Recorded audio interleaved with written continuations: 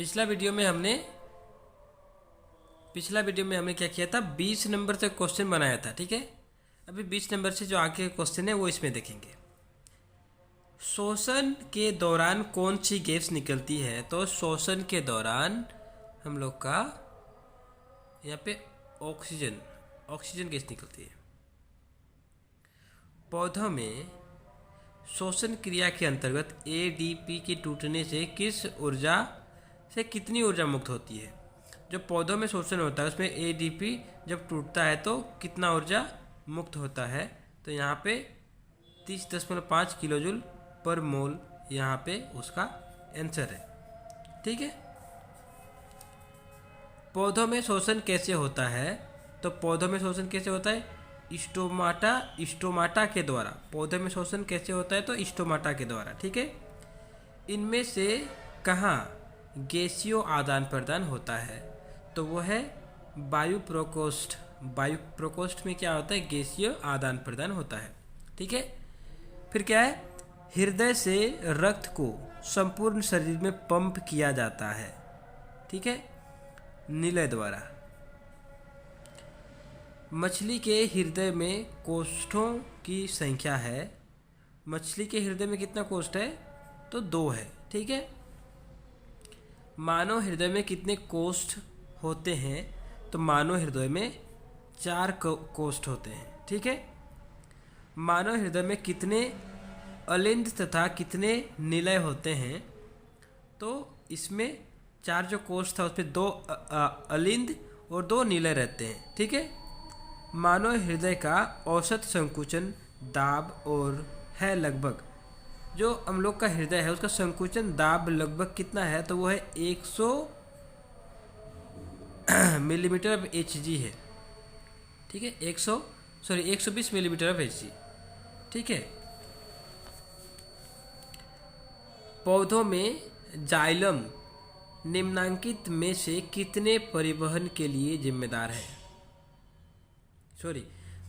पौधों में जाइलम निम्नांकित में से किसके परिवहन के लिए जिम्मेदार है? तो इसका जो आंसर है वो है पानी। जो जाइलम है उसके हेल्थ सहायता से जो पानी है ये पौधों तक पहुंचता है। पौधों के जड़ तक, पौधे के जड़ से उसके तना तक, उसके पत्तियों तक ये जाइलम के सहायता से पानी क्या करता है? पेड़ के पत्तों तक, शाखाओं तक पहुंचता है। पौधों में बाष्पोत्सर्जन किस भाग में होता है? तो पौधों में जो बाष्पोत्सर्जन है वो पत्ते पे होता है, पत्ता। ठीक है, पौधे अतिरिक्त जल से छुटकारा पाते हैं वाष्पोत्सर्जन द्वारा। वाष्पोत्सर्जन द्वारा पौधे क्या करते हैं? अतिरिक्त जल से छुटकारा पाते हैं। पादप में जाइलम उत्तरदायी है। जाइलम क्या करता है पादप में? जल के परिवहन के लिए। अभी हम लोग पढ़े थे ना, जाइलम क्या करता है? पानी को उसका जड़ से ऊपर तक पहुंचाता है, पत्ती तना तक। ठीक है, तो पादप में जाइलम का उत्तरदायी किसके लिए है? जल के परिवहन के लिए। ठीक है, अभी यहाँ पे देखिए कुछ क्वेश्चन है जिसका खाली घर है, यहाँ पे खाली दिया हुआ है, आपको उसको भरना है।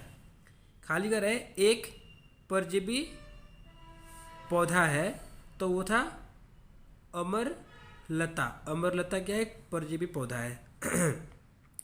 शरीर में पाए जाने वाले जैव उत्प्रेरक पदार्थों को क्या कहते हैं? तो उसको एंजाइम कहते हैं। ठीक है, लार में पाए जाने वाले एंजाइम का नाम क्या है? तो सैलाइवरी एमाइलेज जो है आपका, ये लार में पाया जाता है। भोजन का अवशोषण खाली घर है में होता है, तो वो छोटी आंत में होता है। भोजन का अवशोषण कहाँ होता है? छोटी आंत में होता है। ठीक है, दीर्घरोम में पाए जाते हैं, तो दीर्घरोम क्षुद्रांत में पाए जाते हैं। यहाँ पे इसका आंसर क्या है? क्षुद्रांत। ठीक है, कट जाने पर खाली घर है, कोशिकाएं रक्त का बहना रोक देती है। तो हमने पढ़ा था प्लेटलेट्स जो है वो रक्त का बहना को रोक देती है। वो क्या करता है? रक्त को थक्का बना देता है, जमा देता है। ठीक है, जिससे बाकी का जो रक्त है वो निकल नहीं पाता है। ठीक है, तो उसके लिए प्लेटलेट्स है। मनुष्य के हृदय में कोष्ठ चैम्बर होते हैं, मतलब मनुष्य का जो हृदय है उसमें कितने भाग होता है, हमने पढ़ा था अभी 4 भाग होता है। मछली के हृदय में अभी हमने थोड़ा देर पहले पढ़ा था 2 भाग होता है, ठीक है। वसा का वहन शरीर के अंदर माध्यम से होता है, तो कौन सा माध्यम से वसा का वहन शरीर के अंदर में होता है, तो वो है लसिका, ठीक है। लसिका के माध्यम से वसा का वहन हमारे शरीर के अंदर में होता है। शोषण का मध्यवर्ती पदार्थ है, शोषण का मध्यवर्ती पदार्थ क्या है, पायरुविक अम्ल। पायरुविक अम्ल जो है वो क्या है, आपका शोषण का मध्यवर्ती पदार्थ है। वृक्क की रचनात्मक और कार्यात्मक इकाई क्या है, तो ये है नेफ्रॉन। प्रोटीन के यौगिकों के संश्लेषण के लिए नाइट्रोजन तत्व अनिवार्य है, आपको याद रखना है, खाली घर था यहाँ पे नाइट्रोजन आएगा, वो अनिवार्य है। पदार्थ में जाइलम के लिए उत्तरदायी है, जल के वहन के लिए। हमने पढ़ा था जाइलम पादप में यानी कि पेड़ पौधा में जाइलम क्या करता है, आपका जो जल है उसको बहने में, आपका उसका जड़ से तना तक पहुंचाने में मदद करता है। तो पादप में जाइलम के लिए उत्तरदायी है, किसके लिए उत्तरदायी है, जल के परिवहन के लिए, ठीक है। हरित लवक में रंजक पाया जाता है, यहाँ पे खाली घर है। हरित लवक में कौन सा रंजक पाया जाता है, तो क्या है, पर्णहरित रंजक पाया जाता है। ग्लूकोज का निर्माण हरित लवक के खाली घर में होता है, कहाँ होता है, तो वो स्ट्रोमा। ग्लूकोज का निर्माण हरित लवक के स्ट्रोमा में होता है, ठीक है। तिलचट्टे में खाली घर के द्वारा श्वास शोषण होता है, तो स्पाइरेकिल्स के द्वारा क्या होता है, श्वास होता है।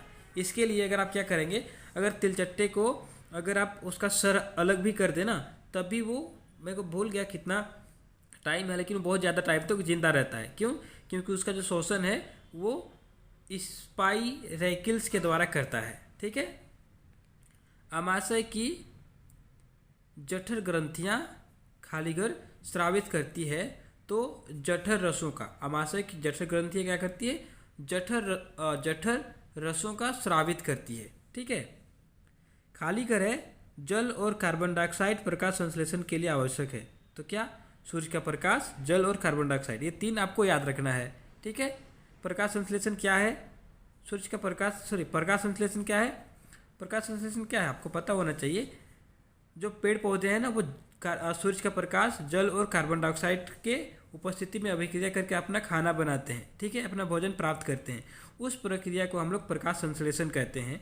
तो यहाँ पे खाली घर था, तो यहाँ पे क्या होगा, सूर्य का प्रकाश, जल और कार्बन डाइऑक्साइड प्रकाश संश्लेषण के लिए आवश्यक है। ATP का पूरा नाम यहाँ खाली घर है, क्या है, adenosine triphosphate. Adenosine triphosphate. ADP का पूरा नाम क्या है, एडिनोसिन डाइफॉस्फेट, ठीक है।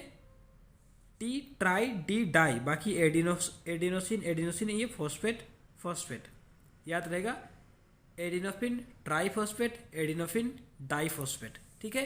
तो इस प्रकार से आपको ये सबको याद रखना है। और इसके अलावा जितने दूसरे चैप्टर हैं उसका भी जो वीडियो है वो मैं आपको इसी प्रकार से बना के बताऊंगा। आप बस जो वीडियो है उसको देखकर आप इसको याद करने का कोशिश करिए, ठीक है। तो आपको एग्ज़ाम में बहुत हेल्प होगा, ठीक है। Thank you.